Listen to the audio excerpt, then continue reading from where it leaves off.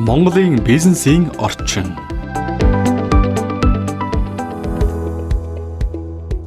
Байгалийн шалгаруулын үр дүнд амьд биед хувьсаж хөгждөг бол Монголын эдийн засгийн орчинд бизнесүүд өр хөврөлийн шатандаа устж буйг өнгөрсөн 30 жилийн түүх харуулж байна.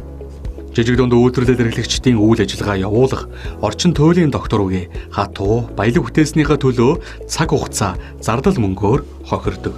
Чөлөө зах зээлийн хөгжлийн хэмжүүр болдог бизнес эрхлэлд өрсөлдөх чадвараар сүүлийн 5 жилд манай улс тогтмол уруудж иржээ.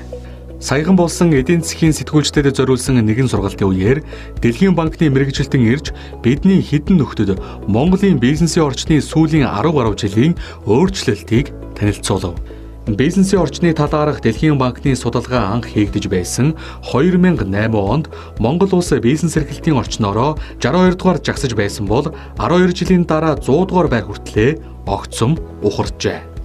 Татварын шинжилэл, худалдааг хөнгөвчлөх бодлогууд, экспортыг дэмжсэн төслүүд тухайн жилдээ Монголын бизнесийн орчныг сайжруулж, байр ахихад нөлөөж байсан ч 10 гаруй жилийн хөгжилтэй харьцуулахад бид хоцорж яваа юм. Дэлхийн банкны бизнес эрхлэх үе индекс бол тухайн жилд бизнесийн үйл ажиллагааг дэмжих чиглэлээр төр засгуудыг хийсэн ажлын үр дүнг илтгэдэг. Өөрөөр хэлбэл аль улс бизнесийн орчноо сайжруулах, үйл ажиллагаагаа идэвхтэй явуулна, тэр хэрээр уг индекс манлайлж хөрөнгө оруулагчдыг даллан дууддаг. Монгол улсын хувьд газрын хөрсөн дороо арвин эрдэс баялагтай, тал дүүрэн бэлчиг малтай гэж сурталчлах нь бизнес эрхлэгчдийг татах хүчний зөвхөн багахан хэсэг нь. Тэгвэл төр засгийн удирдлага орчин нөхцлөө сайжруулахгүй хатлаа өнөө хүртэл нөгөө л улиг болсон газрын баялгаа ярьж суuna. Монголыг ертөнцийн төв гэдэг үзлээсээ салаагүй байгаа эрхэм бодлого боловсруулагчдад хандаж хэлэхэд шилэн цонхны цаанаас гайгуулах модон жихрийг ухаан ороогүй хүүхэд л авах гэж зүтгэдэг юм. Монголын бизнесийн орчин тогтвортой сайжрахгүй байгаа учраас дэлхийд ч гэсэн өрсөлдөх чадвараараа тэгн хагасаас нь хойгуур явна. Сүүлийн 5 жилд бидний өрсөлдөх чадварын ирэмб байнга доошилж иржээ. Тэр дундаа засаглалын үзүүлэлтүүд нь хамгийн сул байгаа бол бизнесийн орчин 100 ононоос 22.7% үнэлгээтэйгээр 61-т, дэд бүтцэн 22.5%-аар 67-д бичигдэж байна. Анги 2008 онд уг индексээр хэмжүүлж байсантай харьцуулахад манай улсын эдийн засаг бага зэрэг сайжирсан ч хангалтгүй байгааг эдийн засгийн бодлого өрсөлдөх чадварын судалгааны төвийн захирал Лагшмийн Монголын эдийн засгийн чуулганы үеэр ярьж байсан. Манай жижиг дунд үйлдвэрлэл эрхлэгчид ийм л хүнд дэмжлэггүй орчинд бор зүрхээр зүтгэж ажиллах хүчний 77% нь дотоодын нийт бүтээгдэхүүний 17%-ийг бүрдүүлж явна. Жижиг дунд үйлдвэрлэл эрхлэгчид өөрсдөө тэрхүү орчныг хэрхэн үнэлж дүгнэдгийг Монгол банк 7 жилийн турш судалсан байдаг. Жижиг дунд үйлдвэрлэл эрхлэгчдийн тулгамдсан асуудал, бодлогын ажиудал, өнөөгийн байдлыг жижиг дунд үйлдвэрлэл эрхлэгчдийн төр судалгаанаас өөр хэлмэржилсэн мэдээлэл байхгүй.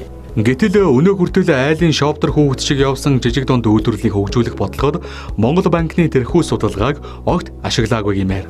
Уг судалгаагаар жижиг дунд үйлдвэрлэл эрхлэгчдийн бизнесийн орчинд хамгийн сөрөг нөлөө үзүүлдэг хүчин зүйлэн нийгэм, улс төрийн байдал буюу яг үнэндээ авилга, улс төрийн доктор үе байдал байсан. Олиг болсон мэд сонсогдох боловч авилга данхайж бизнесүүд давжарч буйн бодит үнэн. Үүнийг нотлохын тулд дахиад баримт сөхье. Эдгээр баримт нь мөн л эдийн засгийн судалгаа, эрдэм шинжилгээний хүрээлэнгээс судалж тогтоосон няцаагдашгүй нотолгоо юм. 2016 он хийсэн жижиг дунд үйлдвэрлэлийн хилцлийн зардлын судалгаа бол төрийн байгууллагын хүнд суртал, цалгар назгаа байдлаас болж жижиг дунд бизнес эрхлэгчид асар их цаг хугацаа, бүтээмж, орлогоо алддгийг харуулдаг. Албан ёсоор татвар хураамжаа төлж ажилтнуудаа цалинжуулж бизнесээ эргэлдүүлэхэд зарцуулж буй зардлаас гадна жижиг дунд үйлдвэрлэл эрхлэгчид зах зээлийн бус харилцаанд орлогынхоо багагүй хувийг зарцуулсаар ууджээ. 21 аймаг 9 дүүргийн жижиг дунд үйлдвэрлэл эрхлэгчдийн төлөөлөл болох 1541 компани тус бүр жил дунджаар 9 сая төгрөгийг зах зээлийн бус хилцэл буюу хүнд суртал, авилга, цалгар назгаа байдлыг даван туулахад зориулдаг байна. Энэ нь компаниудын борлуулалтын орлогын 4.4%-тай тэнцдэг.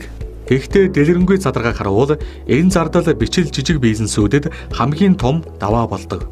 Жижиг дунд үйлдвэрлэл эрхлэгчид төрийн байгууллагатай харилцахдаа шаардлагагүй олон шат амжилга, хүн сурталтай тулдаг бөгөөд алдагдсан цаг хугацааны үнц нь тухайн ажлыг хариуцсан ажилтнуудын цалин хөлс, төрийн байгууллагын шийдвэрийг хүлээх хугацааны алдагдлуудыг мөнгөн дүнгээр тооцоход хамгийн өндөр гарч байгаа юм. Энд албан бус, зах зээлийн бус, хилцлийн зардал гэдгийг бизнесийн харилцаа, хамтын ажиллагааны явцад үүсдэг зардал гэж ойлгож болно. Өөрөөр хэлбэл байх ёсгүй зүйл. Гэвч төрийн байгууллагатай харилцах үед жижиг дунд бизнесүүд эдийн засгийн хамгийн үр ашиггүй ийм зардлыг дэвчгээс аргагүй нөхцөл байдаг нь нууц биш. Төрийн нүсэр аппаратын шат амжилга, хүн суртлаас зайлсхийхийг хүссэн бизнес эрхлэгчид албан ёсны зуучлагч зөвлөхөд хандах тохиолдлууд бийж танил талаараа шийдвэрлэх, холбогдох албан тушаалтанд бэлгэсэлд авилга өгөх арга замыг сонгодог. Уг нь элдв хүн суртал багтай, этгэлцэл сайтай нийгэмд аж ахуйн нэгжүүдэд учрах үр ашиггүй хилцлийн зардал бага байдаг. Тэр хэрээр бизнесийн орчин таатай болж эдийн засгийн хөгжлийн нэг чухал нөхцөл бүрддэг. Харин зах зээлийн бус зардал хэд их бол бизнес эрхлэгчид үйл ажиллагаагаа хумих эсвэл албан бус салбарт шилжих сонголт хийснээр цаашид өсөж ажлын байр нэмэгдүүлэх боломж нь хязгаарлагддаг. Бизнес регистрийн санд бүртгэлтэй аж ахуйн нэгжүүдийн 60 орчим мянган 10-аас доош ажилтнтай буюу жижиг дунд үйлдвэрлэл эрхлэгч гэсэн ангилалд ордог. Эдгээр компани тус бүр жилд 9 сая төгрөгийг эдийн засгийн үргүй зардал зарцуулдаг гэж тооцвол нийт 818 тэрбум төгрөгөөр хэмжигдэж байна. Энгийн математик тооцоогоор энэ нь манай дотоодын нийт бүтээгдэхүүний 5%-тай тэнцэж буй үзүүлэлт бөгөөд нүцгэн тоо төдий биш. Харин муу засаглалын үр дагаврыг жижиг дунд үйлдвэрлэл эрхлэгчид халааснаас түлж байгаа хэрэг зах зээлийн бус ийм хилцлүүдийн зардал ихэнхдээ бэлнээр буюу албан бусаар хийгддэг тул далд бүртгэлгүй учраас илрүүлж эргээд хариуцлага тооцох боломжгүй байдаг. Далд эдийн засаг цэцэглэж шударгаар хөдөлмөрлөдөг жижиг дунд үйлдвэрлэл эрхлэгчдийн урам зориг мохож буй эл үзэгдлийг бүгд бүтэн төв банк нь судалж тогтоосон учраас худлаа гэж мэтгэх нэгэн лав үгүй байх. Бид хүлээн зөвшөөрж байх ёстой мэтээр ойлгож бүгд өгд үгүй дээрэмдүүлдэг төрийн аппаратын далд хулгайн төрлөөдтэй танилцъя. Баялаг тэгшдэг дэмжих холбооноос санаачлан гаргасан Бүгдэр жилүү номыг танд хүргэж байна.